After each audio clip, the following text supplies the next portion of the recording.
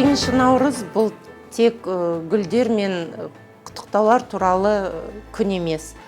Бұл күн еліміздің дамуына үлес қосып, экономикалық саясатты қалыптастыруға атсалысып жүрген әйелдер туралы айтуға жақсы мүмкіндік.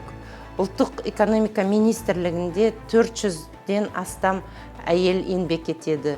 Оның ішінде 100-ден астам басшылық лауазымда. Неожиданности в архивном деле быть не должно, поскольку архив – это формирование, использование, передача документов, являющихся частью Национального архивного фонда, на государственное хранение. Также архив – это комплекс документов, подтверждающих трудовую деятельность работников министерства.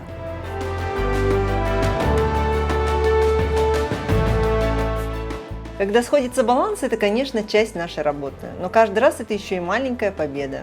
Потому что за этими цифрами стоит стабильная работа министерства, своевременные выплаты и уверенность в том, что все процессы идут четко и прозрачно. А значит, система работает так, как должна.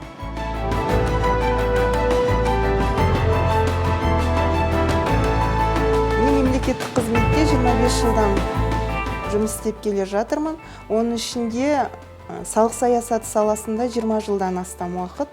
Осы мерзім ішінде 2007 жылы, 2017 жылы және 2025 жылы жазылған салық кодексінің жобаларын әзірлеуге қатыстым.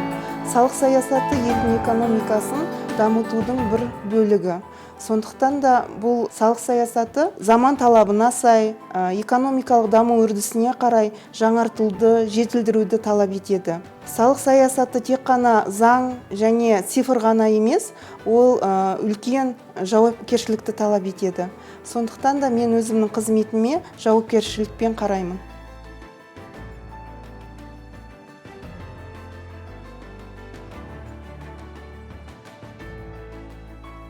Если совсем просто, то мы распределяем средства государства на такие важные проекты, как строительство школ, больниц, дороги. Наша задача сделать так, чтобы каждый тенге работал на благо людей и способствовал развитию государства.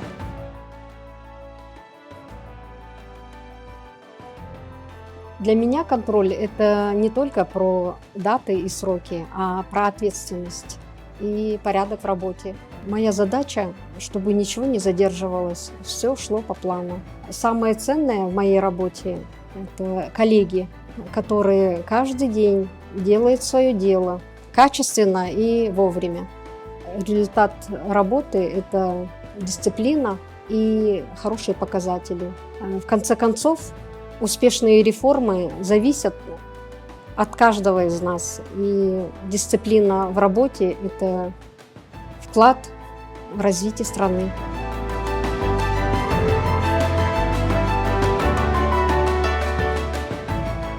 Для меня поддержка бизнеса – это не просто субсидии и льготы, это в первую очередь инвестиции в уверенность людей. Мы даем предпринимателям понять, их идеи ценны, их труд важен, а их стремление развивать свое дело и создавать рабочие места получит реальный шанс на успех.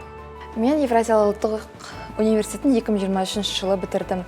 Ұлттық экономика министрлігіне 2023 жылы жұмысқа тұрдым. Жас маманмын. Жас маман ретінде менің мемлекеттік активтерді басқару саясатына қосқан үлесім елеулі деп айтуға да болады. Мемлекеттік активтерді басқару саясаты департаментінде біз ашықтықты, нәтижелікті және тиімділікті ұстанамыз. Мен жалпы міндетім бұл тек қана жұмыс жасау ғана емес, елінің дамуына елеулі үлесімді қосу.